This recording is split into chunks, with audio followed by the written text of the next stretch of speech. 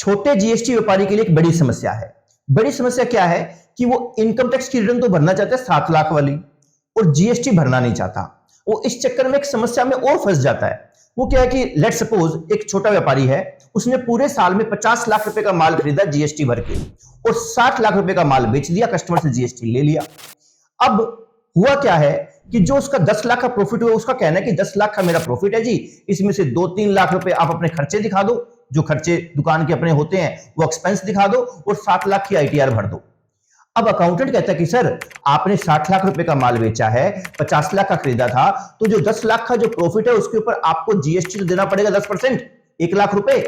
और व्यापारी कहता है ना ना ना, मुझे जीएसटी नहीं भरना। जीएसटी नहीं भरना तो क्या करता है कि तू रुक एक बारी। व्यापारी क्या करता है, 10 लाख रुपए के लेट एग्जांपल 10 लाख रुपए या 12 लाख के बिल और ले आता है परचेज के। कहता है देख भाई तू मेरी परचेज ज्यादा दिखा दे, सेल तो है ही मेरी 60 लाख की, परचेज जो 50 लाख की थी वो 60 या 62 लाख की कर देगा, और बाकी माल का स्टॉक में दिखा दे, जो अभी अभी जो बिल लेके आए उस माल का स्टॉक दिखा दे, ताकि मुझे जीएसटी ना भरना पड़े। इससे हुआ क्या, इससे ये हुआ कि उसके पास बुक्स में स्टॉक खड़ा हो गया। आज तो उसे जीएसटी नहीं भरना पड़ा, लेकिन स्टॉक तो आ गया। आज नहीं तो कल को तो बेचना पड़ेगा उसे। नेक्स्ट ईयर भी ऐसे ही करता है। फिर क्या, उसे जीएसटी भरने की जब बारी आती है कि ना ना माल और खरीद देता हूं, परचेज के बिल और ले लेता हूं, वो परचेजिंग कहीं से भी दिखा के जेन्युइन या फेक जो भी दिखाता है वो परचेजिंग लेके आता है और दोबारा से उस स्टॉक में खड़ा कर देता है। ऐसा करने से हर साल उसका स्टॉक इकट्ठा होता जा रहा है। और एक चीज और गौर करिए, जो आप हर साल प्रॉफिट कमाते हो उसमें से कुछ तो घर खर्च दिखा देते हो, विड्रॉल्स ड्रॉइंग्स जिसको बोलते हैं।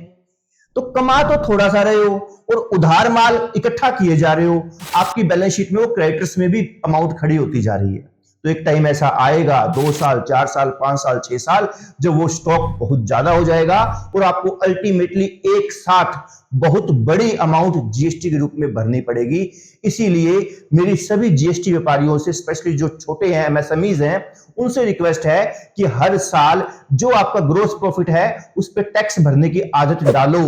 भले ही चाहे आपके पास जेन्युइन परचेज पड़ी हो, फिर भी हर साल जो आपका जीपी है उसका टैक्स साथ साथ भरते रहो, वरना लास्ट के सालों में, आगे के सालों में बहुत ज्यादा हैवी बर्डन आपके ऊपर पड़ने वाला है।